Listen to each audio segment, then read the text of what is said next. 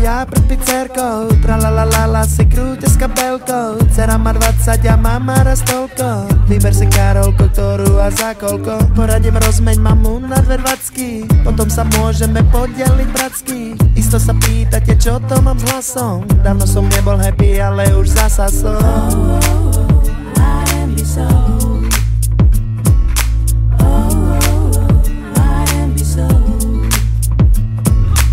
Matka aj s dcerkou to získať ma láka. Jak medaila vstávaný z tehuláka. Lenže my máme len jednu ochranu. Karolko navrhol osovať o mamu. Typol som orla a zase je hlava. Takže mi zase len mladá ostáva. Mamulka, prosím vás, povedzte dcere, že nemám gumu a že nech sa nesere. Komu vyprávaš cigán šave? Počkaj, ešte nie.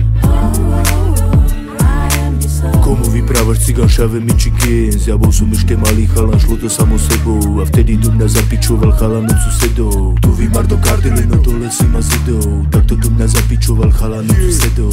Potom sme sa ešte stretli po nedelnej omši. Keby sme sa nepopili, nedostal by som ší. Na zdravie, je to pravda, niečo na mňa leze. To mi chalan od susedov podaroval preze. Na škole som mal kapelu a to sme boli sopláci. Kazetu mi zobral trény a poslal ma čas práci. Vraveli mi, ty si kokot, bude prúser na beton. Našťastie tá jeho Tesla žula pasky geto. My zostarili sme ako mal by svetoznámych umelcov. Ako obraz baču Ondra stojaceho za ovcov. Realizmus, pero, kresba, bača, ovcu kúruje. Sereme sa do umenia, nikam nekonkuruje. Komu vyprávaš cigán šave, Michikins? Komu vyprávaš cigán šave, Michikins? A ty drž piču. Čo? Ja? Sorry, ja tu len hostujem.